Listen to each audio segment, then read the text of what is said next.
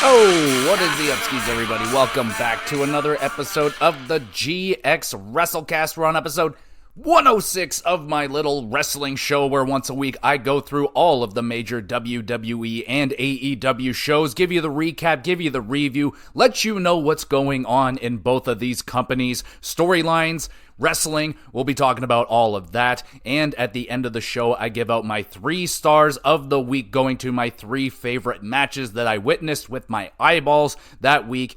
And when there's a big major pay-per-view such as the Royal Rumble this weekend, there will be a separate episode for the pay-per-view. So, before we get into the recap, let's do a little bit of predictions. It's been a while since I've been able to lay down some predictions. So let's go through the Royal Rumble 2024 card as of Friday. Anyway, we got the United States Championship match. Logan Paul, the champion, going up against Kevin Owens.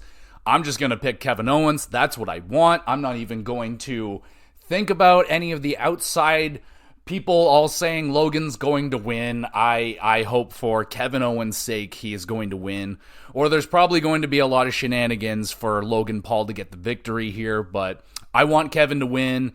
And it's always good to have a Canadian guy as the United States champion. It was pretty good. I remember Kevin with the United States Championship last time. It was a pretty good time. Maybe we get to have that again. I'm going Kevin.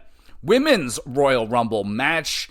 Tough call, considering I have no idea necessarily who's going to be in it. We know Bianca is going to be in there. I think all the women are in there because there's no other women's match, at least on this card. There's only 4 matches. So, oh man, I don't know if they would maybe go with someone new. I doubt they would want to do something like a Kalani Jordan. Maybe a Tiffany Stratton would be interesting. I'm hoping they're going to have a good amount of NXT flavor. You would imagine so, because 30 women, that's a lot. That's a lot of people, and I don't know, between all 3, they should be able to get it done, obviously, and with a little bit of help from some outside sources. Trish Stratus hasn't been around for a while. I kind of just realized she hasn't been here for a long time, so I can't remember if she was hurt or not. Lita, someone like that would be nice to see, but, in terms of actually winning it, I mean, that's a tough call. Maybe, I don't know.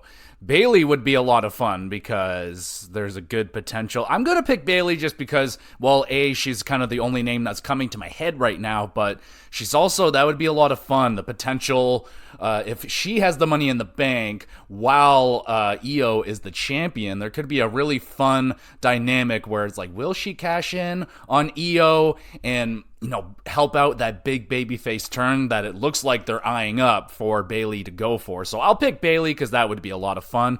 I don't think she's won a Rumble, and she is definitely deserving of it. She has been one of the MVPs, if not the MVP of the women's division. She's been very consistent since she's came back. She's been an awesome heel, so I'm going to rock Bayley. Undisputed WWE Universal Championship fatal 4-way match. Roman Reigns defending against Randy Orton, AJ Styles, and LA Knight. Yeah. Sadly, oh man, more than anything, I want LA Knight to get this championship. That would be awesome. Randy Orton, also, he's high up there for me wanting him to win it. He was gone for 18 months. His return's been pretty damn nice so far. I mean, he's not going crazy, but the fans are so happy to see him back. Excuse me. And he looks like happier than ever to be back in the ring. So it'd be a nice story to see Randy Orton win.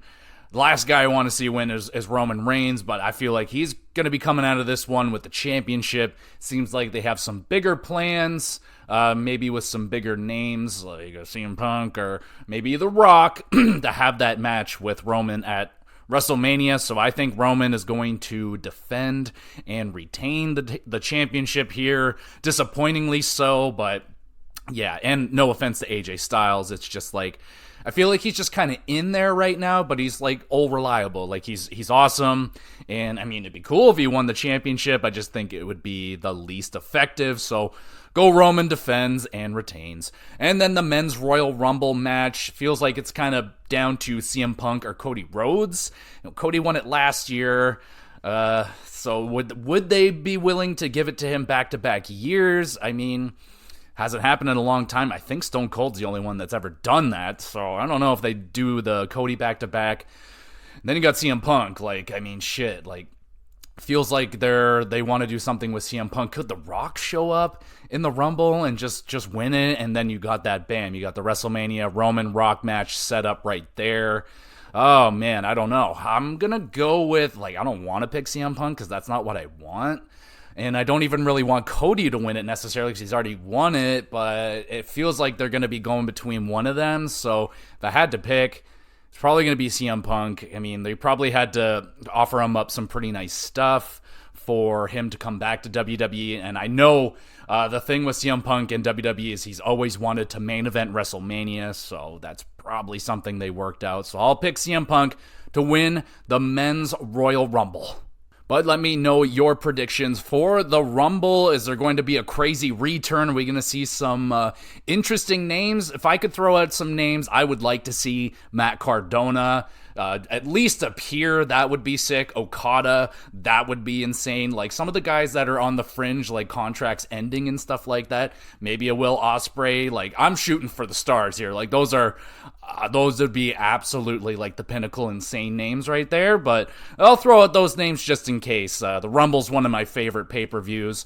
But I mean, it's up there. It all depends. But I love predicting each Rumble entrant with my wife. It's a ton of fun. We've been watching a ton of older Rumbles to get prepped up. We're all amped up for the Rumble, and I got a good one last night. We pretty much get every one of them wrong. It's really tough, but I nailed Dean Ambrose the other night in like the 2015 Rumble, and that was a lot of fun. So can't wait for the Rumble. Let me know what your predictions are, and let's get into the recap. We got Monday Night Raw. They are in New Orleans, and we are starting with Seth Rollins. Cuts a promo, has his knee in a brace, and a sad look upon his face. That I did not mean to rhyme that much this early into this recap. Okay, let's move on. Rollins announces he has an injury that'll keep him out 3 to 4 months, but Rollins plans on keeping his promise of defending the championship at WrestleMania. Out comes Gunther, makes his way to the ring, tells Seth he respects his fight, but Gunther will win the Rumble and beat Rollins at WrestleMania. And here comes Xavier and Kofi. They attack Imperium from the crowd out of nowhere, so they're going to move on to a match. But interesting there with Seth Rollins. Now, it seems like that's a legitimate injury, and I feel a lot of realness in his words here, because I feel like, yeah, he's legitimately hurt, and he's probably going to minimize his workload as best as he can and try and grind his way to WrestleMania, and we'll see what happens. I mean, if he's going to grind it to WrestleMania, I mean, it's almost a guarantee that he's going to have to lose it unless they can somehow repair an injured knee while he's working. It's going to be tough, but if anyone can do it, it's going to be Seth frickin' Rollins. Now we move to that match. It is the New Day versus Imperium, Kaiser and Vinci. We got Kofi, hot tag, nails a couple dives on Imperium, fighting on the outside for too long, and both teams are counted out. But the brawling continues on the outside and into the crowd. Both teams fall off of some equipment crates, through some tables. God damn. Kofi and Xavier really dislike Imperium. They were fired up out there. Match was all right, but the brawl outside was much better. Looking for, maybe we move in, they're going to have to do something like false count anywhere, street fight, something like that. And the way that New Day have been acting lately, they're super aggressive. It could be a ton of fun. So yeah, thumbs up for that. We move on. Rhea Ripley and Damian Priest are having a fairly heated argument.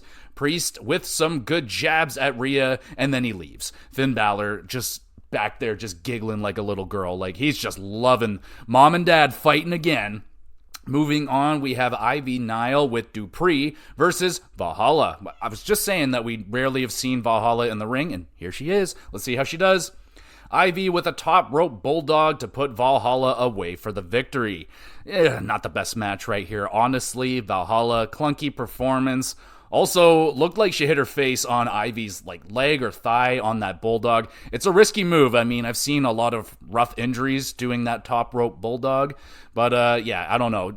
We'll see how if we'll ever see Valhalla back in the ring. Regardless, it wasn't that good anyway, so don't know if we're missing much. And she wrestles with no boots on. She wrestles barefooted. Weird. Moving on. We got Nia Jax. It's her turn to cut a promo. She says she squashed everybody on the roster. Becky Lynch interrupts, starts trash talking. Nia claims she will win the Rumble. Bayley comes out, tells a young fan to shut up. That was hilarious. Just a young little fan, just shut up. I love Bayley for that. She's very interactive with the crowd, and that was awesome. You can see the look on the young girl's face. That is something she's always going to remember in a good way. She didn't look traumatized or anything. She was happy. Claims she will win the Rumble is Bayley. Brawl breaks out between the three women. All right, so we're getting some hype up here for the Rumble. Nia Jax, she's a contender to win the Rumble, but the big people, the big women, the big men in these Rumble matches always get ganged up on. Nia will have a good performance, probably eliminate a handful, but that's probably the extent of that. Guess it depends where she comes in. Who knows? She could be early, she could be late. And we move on. It is The Miz versus Dom with Judgment Day. Judgment Day interfering with The Miz. Dom hits a 619, the frog splash, pins, and wins. Fine match right here. Shenanigans playing a big part in this match, though. Miz getting beaten up by Judgment Day. Here comes DIY. They run out for the save. And we move on to a backstage interview with Damian Priest. He is calling out Drew McIntyre with a little R-Truth cameo right there. He's like, yo, dog, I got the money. But Drew McIntyre, Damian Priest, yeah, they can have a good match. But I don't know how I'm feeling about Damian Priest. His matches are meh. Like he was pretty good in NXT, but I don't know. He's only had a handful of really good, great matches. So, but I don't know. It's Drew McIntyre. He's unreal. So we'll see where that goes. We got Bronson Reed. He calls out Jey Uso in a backstage segment. And then we move on to Chad Gable versus Ivar for, I feel like, the 1000th time, but I'm not sick of it yet. We got Ivar. He splashes off the apron, squishing Gable, and then he pins him between the apron, squishing him again. Chad with the middle rope German suplex goes for the moonsault, but Valhalla appears and screams in Chad's face. Ivar throws Chad off of the top, scary looking landing there for Gable. Ivar nails the doomsault, grabs the W. The two hidden gems of WWE putting on a show right here, both taking big bumps. Wicked near falls. They're not worried about hurting themselves before the Rumble, clearly. 7.5 out of 10, though. I appreciate that. Really good match. We got Cody Rhodes. He is in the ring, ready to cut a promo, but he is cut off by CM Punk. Deedle-dee.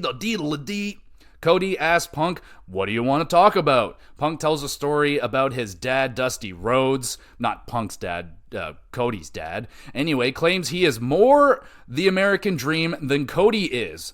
Cody responds with his own story, claims he is more CM Punk than CM Punk is. They have an intense stare-off. Both men clearly not liking what they had to say about each other, and yeah, this was a pretty good engagement right here.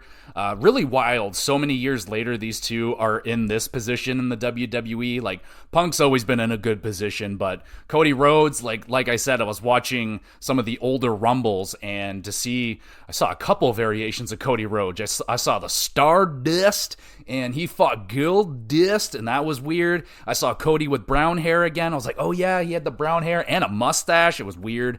But Cody was definitely not in a prominent position back then. He was a young up-and-comer, but never really got anywhere in the WWE until his triumphant return.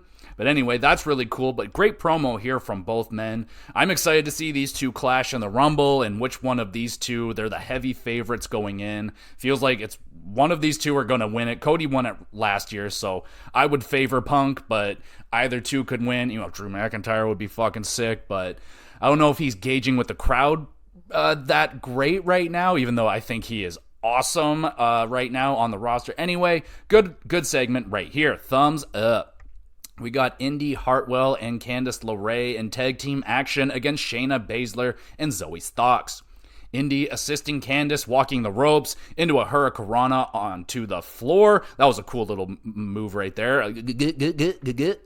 Temporarily just lost my mind right there. It's okay, but what I was trying to say is that was a cool move that Candice and Indy pulled off right there. Neat stuff. Candice is locked in the Karafuda clutch. Zoe grabs LeRae, nails the Z360. Zoe and Shayna earning a tag team title shot against the champions. Short match, not bad, not good. Damage Control attack the tag team champions, and then they leave. And now we go to the main event. It is Damian Priest versus Drew McIntyre. And I just spent a little rant there talking about how they could have a good match. Well, let's find out if they can have a good match against each other. Priest, Falcon arrows Drew onto the announce table. How you doing? Damian springboard dive onto Drew. That was interesting. It was like a front flip dive. I haven't seen Damian do that in a minute. And here comes R-Truth. He shows up to assist Damian. Drew clocks Truth. Priest hits south of heaven, but the referee misses the pinfall. He was dealing with R-Truth. Priest is pissed off, throws R-Truth out of the ring. McIntyre nails Priest with a Claymore, pins and wins. Solid back and forth main event. There you go. So you can have a solid match, but it wasn't good. Hey, haven't seen Damian Priest take flight like that in a hot minute. And Drew was Drew. He was fantastic. And that's the end of the show. A solid go-home Raw. Pretty solid wrestling overall. Ivar and Gable is worth checking out. That they went over the top for a go-home Raw. As long as you haven't seen them fight before, because I feel like they've gone at each other a bunch of times now. But, you know, it's still good. It's still good.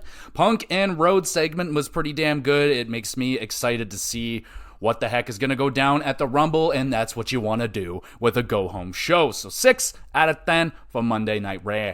Now we go to NXT, and they're kicking it off with a Dusty Cup tournament match. We are in the second round now. It is Braun Breaker and Baron Corbin versus Axiom and Nathan Frazier. Frazier and Axiom getting in a quick attack before the bell. Corbin powerbombs Axiom hard onto the announce table, like really hard. Braun nails a backplex into a cutter. That was just really well done. Really cool move. Thumbs up. Corbin throws Axiom to Braun, who power slams Axiom mid-air. How you doing?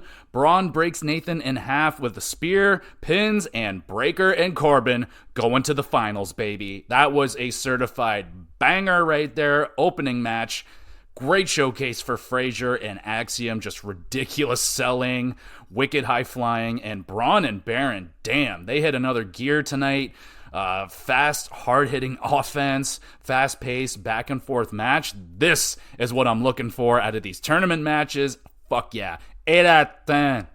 We got Josh Briggs. He meets NXT champion Ilya Dragunov backstage looking for a shot at the champion. Things get a little intense, as always. Trick shows up, though, to calm things down, and Trick accepts a match against Briggs for later. We got William Regal. He has returned to NXT to assist the youngest GM ever in Ava Raine. Thank goodness. Honestly, she's gotten a little bit better. And when I say a little bit, we're talking like 2.3% or something like that. Great to see William Regal back. And yeah, that's great stuff. We move on. It is Ren Sinclair versus Lash Legend with the Metaphor. Lash slams Sinclair into a new dimension, picking up the W and getting revenge for the Battle Royale last week because Sinclair eliminated Lash. Probably the biggest upset of that one. I was upset about it. A decent quick match right here. Lash and Jackson beat down Sinclair. We got Fallon Henley. She runs down for the save. Probably going to have a tag team match at some point next week, playa. We got Dijak. He is attacked viciously by Joe Gacy. What? Joe laying in chair shots. Dijak fights back, hits the discus boot, blasting Gacy through a real fake wall. Gacy emerges, though, from the wreckage with that crazy look in his eyes. Dijak smashes Gacy through the announce table. Gacy again gets up. The brawling continues until they are finally separated. Whoa. That was a lot better than the singles match they were gonna have, more than likely. That was an awesome little brawl right there. Thumbs up for that. Gacy showing a even crazier side. Street fight right now. Dijak versus Gacy. Let's do this. And yeah, it's gonna be a great match. I would imagine that. Yeah. Moving on, it is Von Wagner. We got a training segment with Mr. Stone and 2 kids. I have no idea who they are. Literal children, not like, kids, like children. Vaughn getting ready for his Heritage Cup match with some football drills. It was a solid segment, semi-funny. Now we move on to a match. Lexis King going up against Trey Bearhill. King hits the super kick, spinning neck breaker, takes out Bear Hill for the W. Another fine, quick little match here. Bear Hill fired up effort. Moveset, nothing special, some slams, some clubbing blows, stuff like that. But I do enjoy his war cries. So there's something there. Pairing him up with Eddie Thorpe, I think, would be a good idea. Probably for both of them. We'll see. But King here having a solid performance. Not bad. We got Trick Williams. He meets up with Carmelo Hayes backstage. Mello wants Trick to focus, points out Dragunov coming back from injury and giving Trick his title shot once he entered the tournament. How convenient is that? So, he does make a good point, is Mello, that, it's a little convenient that now that Trick has a match already set up for that pay-per-view, potentially. It's not even set in stone, but he could be fighting 2 matches, and that would make Dragunov's championship match that night a bit easier against Trick, so we'll see where that goes, but an interesting point set there by Trick, or not Trick, by Mello. Now we have the Super Nova sessions with Lola Vice. Lola says she doesn't regret backstabbing Lopez in the Battle Royale. Out comes Lopez. Lopez comes out, lays into Vice with some real talk, and some real-ass talk right there, talking about some of her outside activities, perhaps. Thumbs up for all that. Lopez is gonna burn Vice City down, tackles Vice, the brawl is on. Good Nova Session segment right here. I enjoyed that. Thumbs up. Dar's reaction while Lopez was cutting into Lola was just fantastic. He's like, oh, fuck yeah. Best thing I have seen from Lopez probably ever in NXT. They haven't really given her much of a chance, but this is the best thing for both of these women fighting with each other so far. So, yeah, pretty good. We got the Chase U classroom is getting repossessed. Oh no. They even take Duke's trophy and Duke is sad. Is this the end of Chase U? It really does seem so. This is rough. We'll have to find out next week if they're still kicking. We got Scripps with ODM versus Dragon Lee. Scripps' lovely springboard flip and a crossbody. The family arrive looking for revenge on ODM for the earlier attack at the family restaurant. Rizzo goes after Jada, taking her out with a dive. Dragon pins Scripps during all the distractions for the W. Scripps' impressive high flying. I mean, that Cirque du Soleil flips and shit. It's impressive, and he's good at it. Dragon also some cool flips himself. Solid match right here, better than expected. North American champion Obafemi offers Dragon a shot at the title at Vengeance Day. All right, there you go. There's the rematch. NXT Women's Champion Lyra Valkyria is scared by Tatum Paxley. Lyra politely breaks up her friendship with Paxley so that she can focus on her title matches and stuff. Paxley takes it well. Not really. We got Blair Davenport versus Carmen Petrovic. Nasty top rope stomp to the back by Davenport. That thing was nasty. Awkward slam and a knee to the face. Davenport pins and wins. Carmen, some solid strikes. She could have legitimately gotten injured off of that stomp. I'm feeling that's what happened here because the match was pretty meh. It was short, and that doesn't normally happen with Blair Davenport matches, so I think she's hurt. Moving on, main event time with Dragunov on commentary for this one. It's Josh Briggs versus Trick Williams. Briggs accidentally boops Ilya in the face. How you doing? Dragunov tries to run into the ring, but he is cut off by Mello. Trick counters into a roll-up, pins, and grabs the W. Briggs blasts Trick with a clothesline. He is pissed off that he lost. Is Briggs turning into a heel? Well, at least right now he's a heel. An okay match. I mean, it is very nice to see a couple of guys that they are looking to try and make into main eventers actually getting a shot in the main event, so that was refreshing. Trick and Mello have a little argument, but this time, honestly, this week, Mello did a good job. Like, he pointed out a pretty big thing about the Dragunov thing, but he's also in the wrong too, because he didn't force Trick to go into the tag team tournament match, and he helped not have his match disqualified, and he got a victory in the main event. So I think Mello was in the right this week. But their drama just continues to evolve and get bigger and bigger as we move on. That was the main event match, but the show is not over. Backstage, Lexis King is hitting on Thea Hale. Oh dear.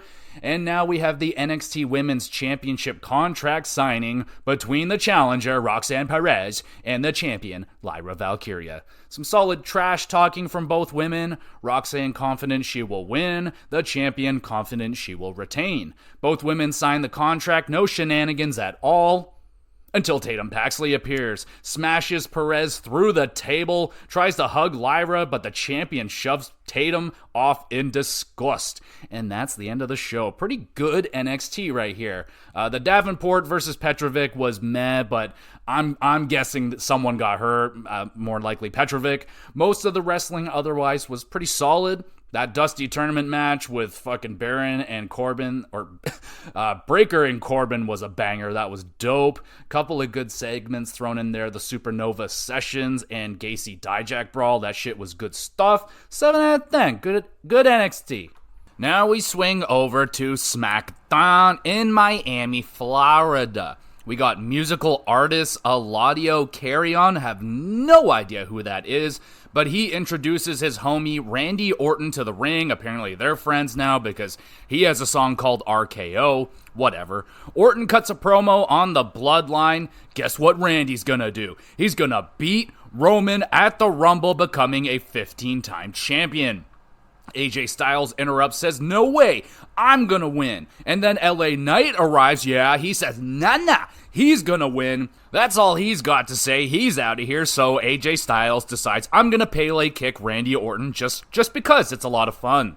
LA Knight, the only one in a match before the Rumble, could be a disadvantage for Mr. Knight.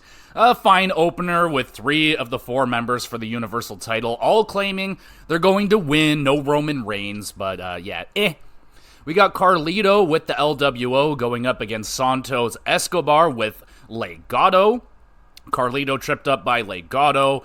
LWO brawl with Legado. Del Toro big dive wipes out everybody. Selena and Lopez fighting distracts Carlito. Santos rolls up, pins, and wins. An okay match at best. Pretty disappointing right here.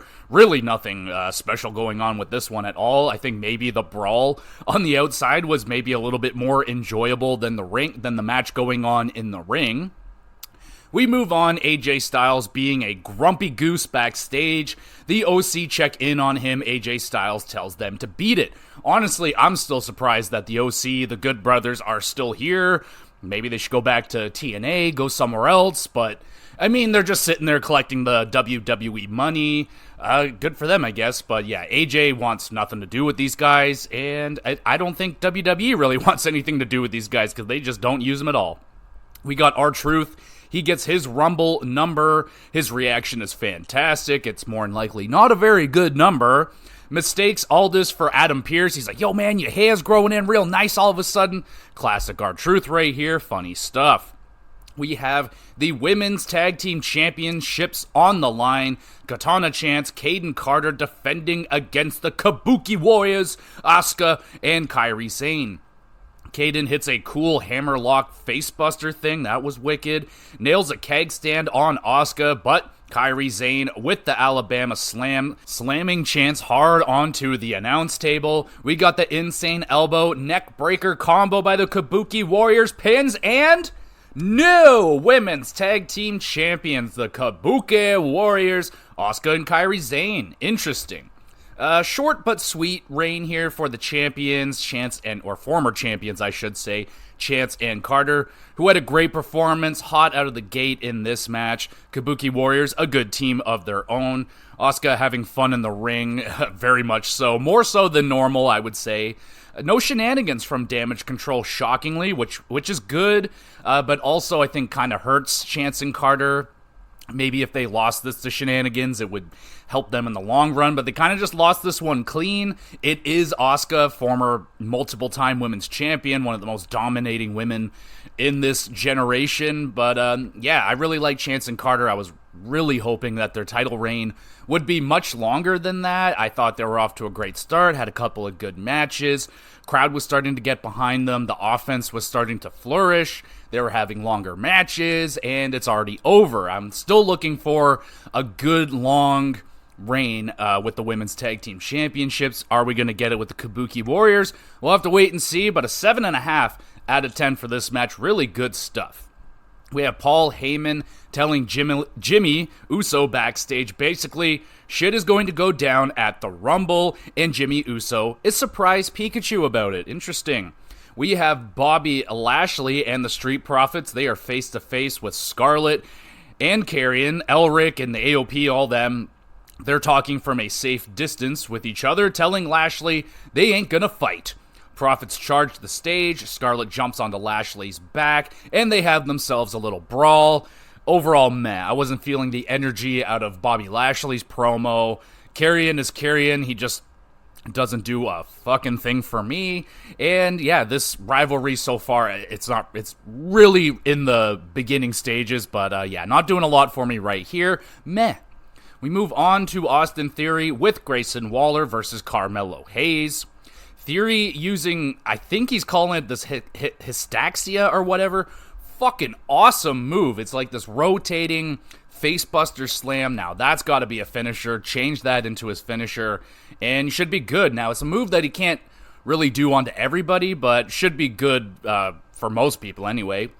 Really cool move. Like I said, should be his finisher. Hayes kicks out of it, though, and then gets rolled up by Theory, who grabs the tights to steal the victory. Waller and Theory beat down Carmelo. Here comes Trick Williams. He runs down to save his friend. Now we move to the main event. LA Knight, versus Solo Sikoa with Paul Heyman. Standard match going on, and here comes AJ Styles. Hits LA Knight with a phenomenal forearm, and the match is over. It's disqualified.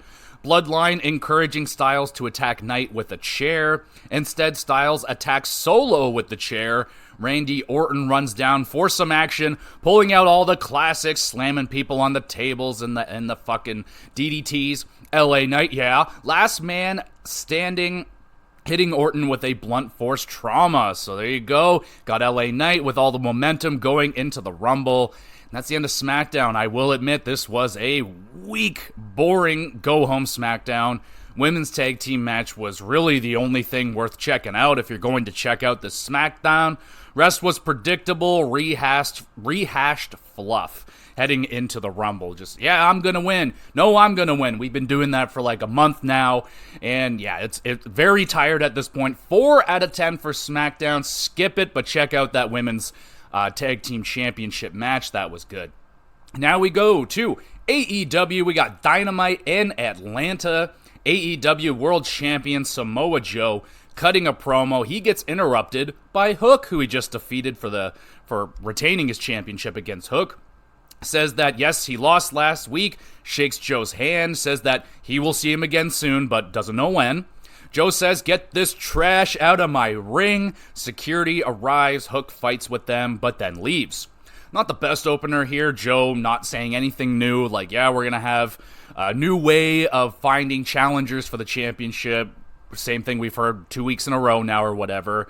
And Hook, he gets a little spotlight here, I guess, but it doesn't really do anything. It shows that he has some respect and some class, but Joe just belittling him. I don't know what it does. An okay opening, I guess. Now we got Hangman Adam Page going up against Penta. Hangman nails a Deadeye on the apron. How you doing? Moonsault to the outside, buckshot lariat puts Penta away. Big W for Hangman. Really solid match. Loved all the chops in this one, of course. Penta, some really nasty chops, nice and loud. Felt a bit slow and a little bit too long was this match. Seen these two wrestle before. I know their styles. It was very much a Hangman Penta match, but still really good, just a little bit too long. Which is not a complaint I really ever make on this podcast, but there we go. Trent Beretta with the Best Friends versus Wardlow with the Undisputed Kingdom. Trent able to hit Wardlow with some chair shots while the referee is occupied. Nails a pile driver to boot. Wardlow kicks out of that. Battles back, destroys Trent with a massive powerbomb for the W. And just one powerbomb, not doing the symphonies anymore. Best friends guard Trent from further damage, but Trent, frustrated from the loss, shoving off the help of his friends. Ooh, fine match. Trent getting the near fall was a lot of fun. The crowd was fired up. Trent has kind of been acting like a heel, honestly, for a very long time. Like, since he got his hair cut, he's kind of been acting like a dick, but will the best friends ever implode? I mean, yeah, he pushed him off, but it kind of, shortly after that, it was kind of like, oh, he's just frustrated. It's okay. My bad. So I don't think they're in any danger of imploding, but maybe at some point. They're kind of been teasing this for a little bit. Now we have Deonna Purrazzo and Toni Storm. They are getting interviewed with Renee. Tony's side is black and white, and Deonna's side is normal color. Don't know how they did that, but it was fucking awesome. Looks so cool. Thumbs up for that. Deonna calling Toni a sham. Would like to fight the real Toni Storm. Deonna reveals Toni and her were close friends and even having matching tattoos on their ankle, I think it was. Very interesting. Storm flips out, throws her shoe, and Purrazzo throws her shoe back at Toni. Toni flees, and Deonna kicks Luther in the face and holds the championship up high. Really enjoyed this segment. Good stuff. Thumbs up. And I had no idea that Toni and Deonna were tight. They lived together. So that's interesting. That's going to add in really interesting element to this storyline, and Toni being fully engrossed in her gimmick right now, pretending like she doesn't remember any of that stuff. So I'm interested. I like where this is going. Thumbs up. We got Swerve Strickland with Prince Nana versus Jeff Hardy with Matt Hardy. We got Jeff hits the poetry in motion off the steps and just slams into Swerve on the barricade, and Swerve's back snaps back awkwardly. Looks painful. Hardy hits a twist of fate onto the steel steps, also rather painful looking. Thumbs up for that. Well done. Swanton Bomb misses though. Swerve stomps from the top rope, pins, and defeats Jeff Hardy. Swerve taking a few big bumps in this match. Another great performance from him. And Jeff Hardy looking really good as well. Starting to put together some good matches consistently in AEW. 7 out of 10. We got Swerve bragging to Hangman backstage. Renee tells them they will be choosing each other's opponents for next week, so that could be interesting. We move on. It is Thunder Rosa going up against Red Velvet. Rose nails the Tijuana Bomb, pins, and wins. A decent match, some nice strikes here from Rosa. Nothing too crazy. Red Velvet got in a little bit of offense, but yeah, we're still trying to ease Thunder Rosa back into the waters of AEW. Now we have Darby, and it is Sting! It is Sting. Sting is hugging a fan that is dressed just like him in the crowd. That was a very well done Sting outfit. For a little bit there, I was like, is that the actual Sting in the crowd? But no, just a fan. Very good. Darby wants a shot at the Tag Team Championships. He and Sting are 27-0 together as a tag team. So yeah, I think they are in line for a shot. Sting agrees. Heck yeah. So it looks like they are gonna maybe have a Tag Team Championship shot before their final match against the Bucks. Are they gonna win the titles? Go in with the titles against the Bucks? Could add a little bit more drama to that match. I can see that going down. Now we have a Trios Championship match. The Acclaimed with the Bullet Club Gold defends against the Gates of Agony, Khan, Leona, and Brian Cage. Cage hits a F5 on Bowens, and then Caster hitting Cage with an FU right after that. I had to write that down because Brian Cage is kind of like the Brock Lesnar of AEW, and Bowens is kind of the John Cena of AEW. So I enjoyed them hitting FUs and F5s. That's fun. Referee distracted, Khan about to hit Daddy with a chair, but Jay White arrives for the save, stops that shit. Nana gently powerbomb through a table. How you doing? Famouser, The Arrival, a mic drop, and the Acclaimed retain the Trios titles. Fun, chaotic Trios match right here. Brian Cage, my boy. I fucking love this guy. 7 out of 10. Main event time. Now this is fun. We got Edge going up against Minoru Suzuki. Oh my goodness, when I saw this one announced, I was like, this is a dream match, man. This is a match I never thought would happen, but here we are, 2024, Edge versus Minoru Suzuki. Let's get into it. Oh my god, I almost died. Both men crashing through the barricade. Spear countered into the Fujiwara arm bar. Edge gets out of that, nails another spear. Suzuki kicks out, pops up, locks Edge in a sleeper hold. Edge's face legitimately turning purple, but he gets out, hits an unprettier, pins, and grabs a W over Minoru Suzuki, the legend. That was a real treat for me to see Edge fighting Suzuki. I mean, yeah, I wish it went down 10 years earlier when they're a little bit more in their primes.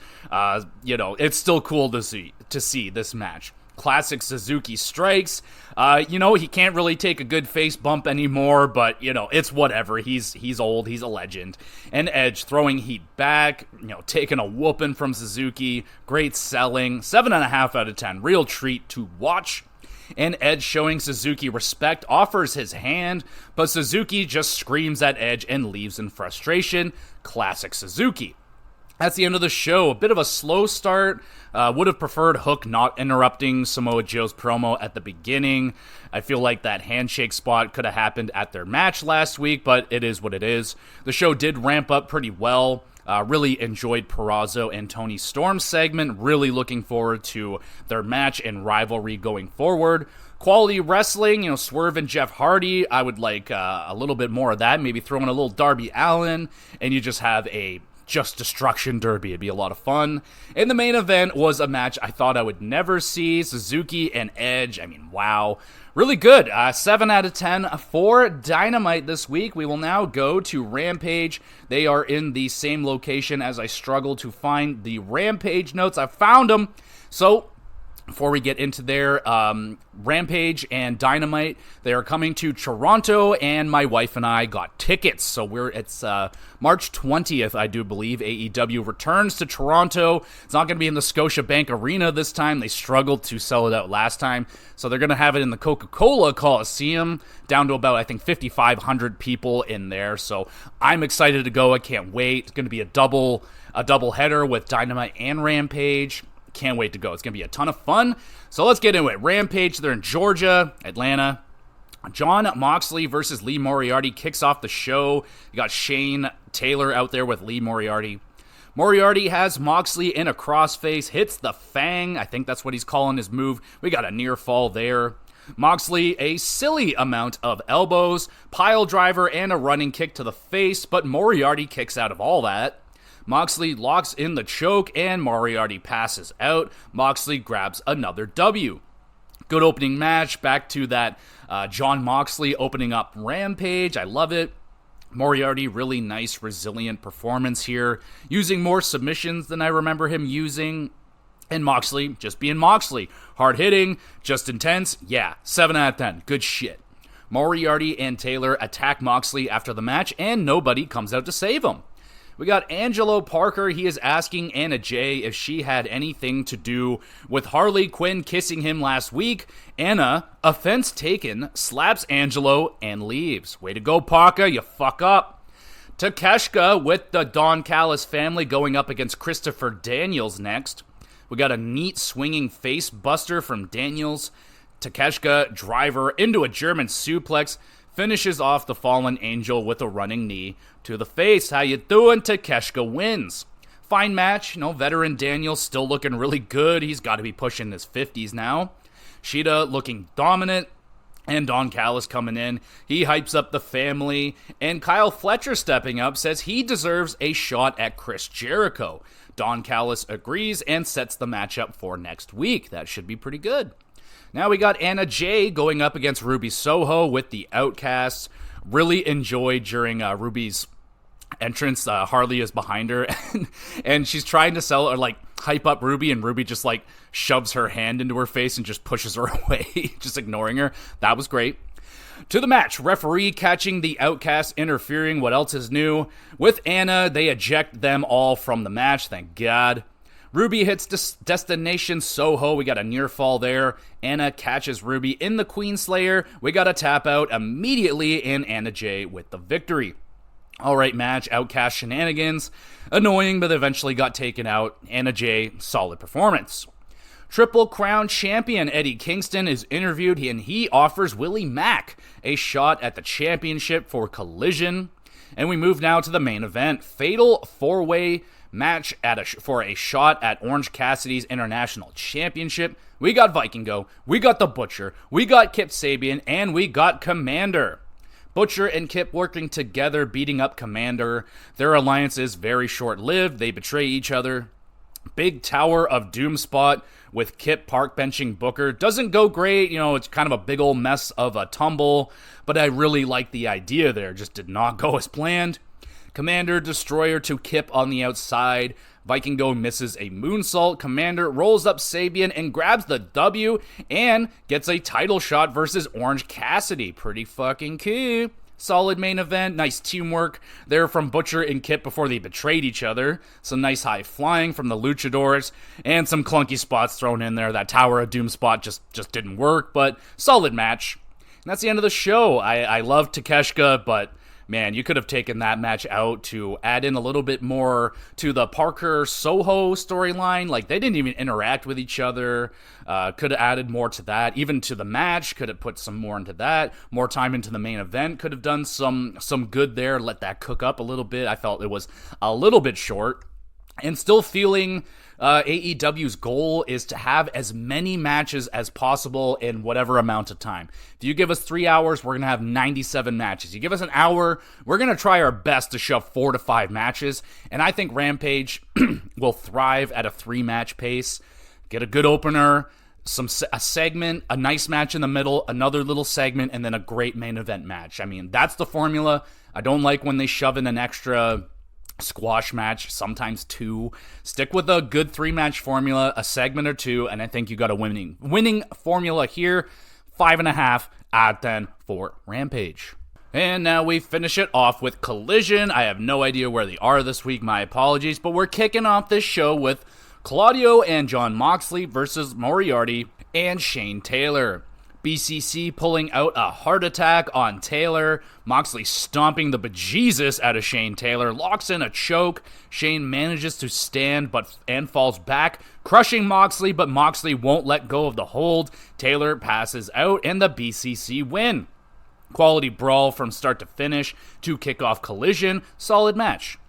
We move on to the International Championship match. Orange Cassidy defending against Commander. Roderick Strong offering Commander help prior to the match. Don't think he's taking it. Orange gets out of the gory special using the pocket power. That was freaking excellent. Undisputed Kingdom show up with chairs so they can have a nice seat to watch the match. Commander plucks Orange off of the ropes with a Frankensteiner, and then Commander runs the ropes, gets huge-ass air, but misses Orange, but he is able to nail Taven and Bennett. That was some good shit right there. Thumbs up. Commander gets back into the ring, but runs right into an Orange punch.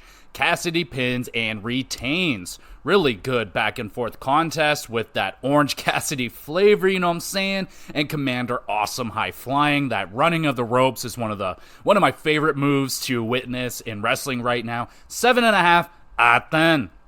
We have Mariah May going up against Lady Frost.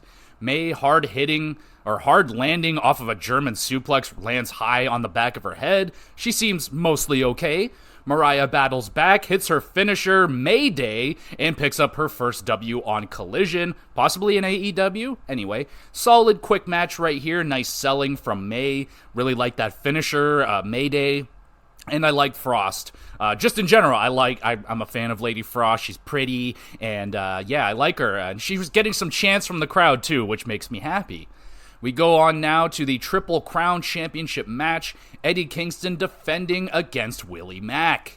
Willie standing moonsault just out of control, and then he tries a standing shooting star press and damn near breaks his freaking neck. I need to throw in that Willie Mack is a big boy. He's probably 270 plus pounds. He's a big boy. Willie hits a stunner, goes for a 6-star frog splash. Kingston has the knees up. Nails a back fist, pins, and retains the Triple Crown Championship and titles, I guess. I don't know. Hopefully, Willie is okay. That was a scary-looking bump there. Strong performance from Willie. Maybe one too many flips from the big guy, but still appreciated. Eddie, vintage, strong style, suplexes. Good shit. 7 out of 10.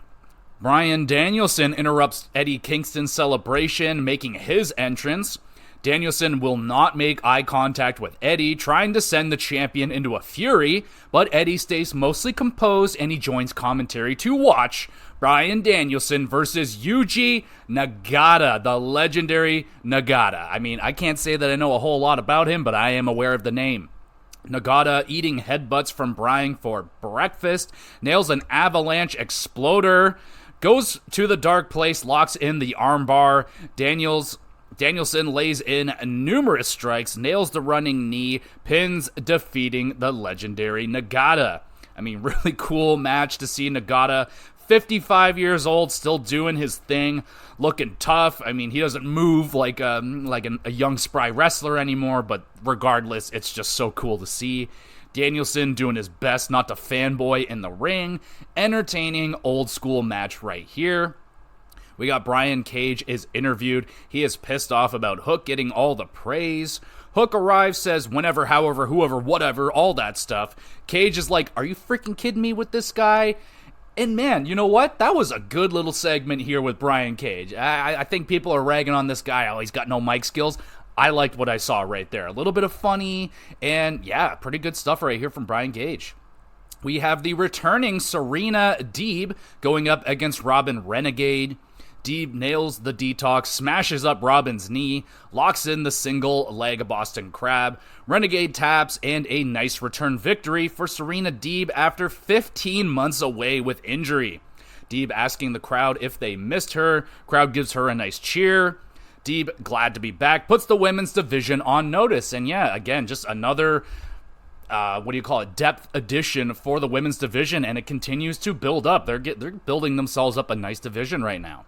We got Danny Garcia. He was attacked earlier by somebody, we don't know who, and he won't be able to compete in the main event match, which is the Trios Escape the Steel Cage match. FTR, and they have Mark Briscoe, who is going to replace Danny Garcia, going up against the House of Black. So we got Briscoe, before the match is even beginning, Briscoe tossed off of the stage through a table by the House of Black before the match even begins. Garcia returns. He is all bandaged up. He gets into the match to save FTR. Everyone enters the cage normally, except for Cash Wheeler, who dives from the top of the cage onto everybody to enter like an absolute badass. Thumbs up for that. FTR and Garcia have the chance to get out of the cage, but they decide to stay to inflict more revenge damage on House of Black. Dax and Brody fall off of the cage back into the ring. Youch. Dax leaving through the door, and Brody just torpedoes himself at Dax, launching himself and Dax out of the cage door. They're both out. Thumbs up for that. That was dope.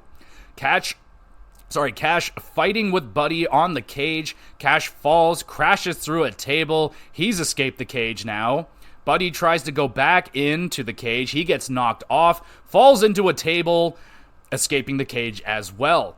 Garcia and Malachi are the last two guys in the cage.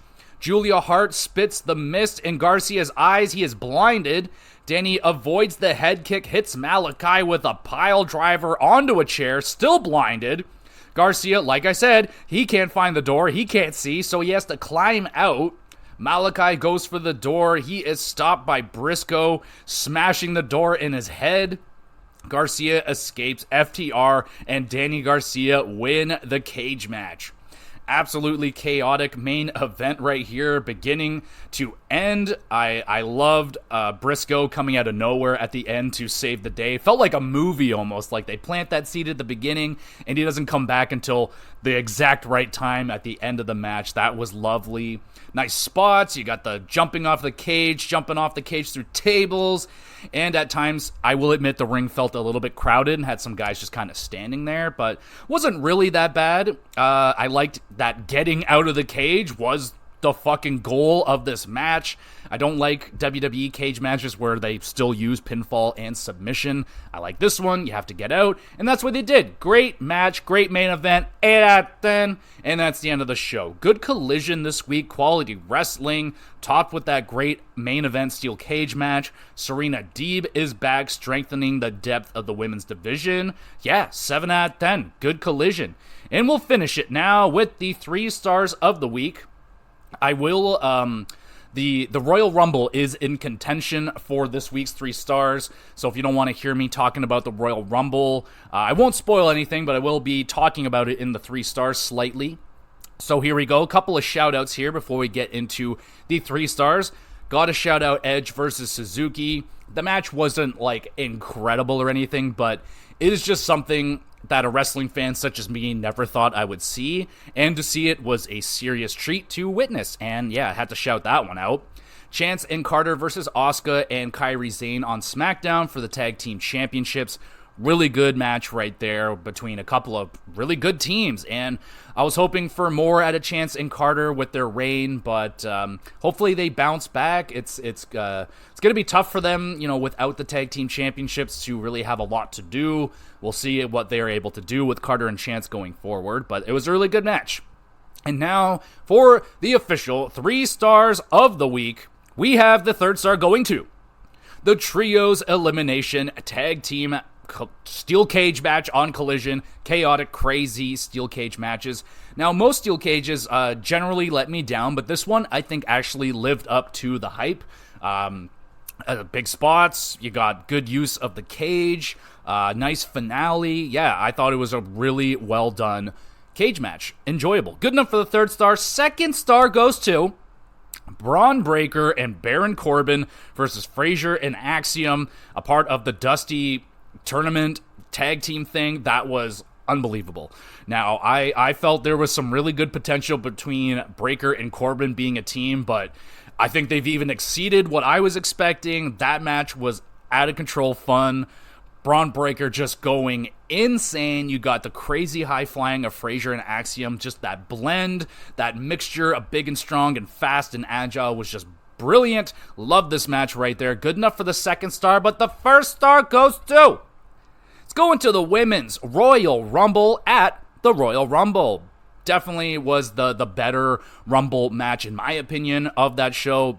If you want the full review, I will have that out later on today. We'll go into more discussions of why I thought the women's was better, but it also helps when, the person you're cheering for wins the Rumble. That definitely helps in my enjoyment of the Rumble. But the Women's Rumble had the excitement, it had the spots, it had returns, it had better moments, and it is my 1st star of the week. And there you go, everybody. I apologize that it's a little bit later than I was hoping for. It's just one of those fucking weeks where it's just shit keeps happening, but here we go. I will have the Royal Rumble review out later on today, so you can be looking forward to that as well.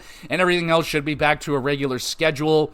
I am planning on doing a Dave the Diver review for the GamerCast this week. Just finished that one off today. But I could be convinced to, mix it up because I had a review last week. Maybe not wanting to do reviews back-to-back weeks. I could be tempted to do a list video or a list podcast for this week. If anyone wants that, just send a message. I can make that happen for sure, but for now I think I'm just going to go with Dave the Diver. It's fresh in my mind right now, so I can talk about that.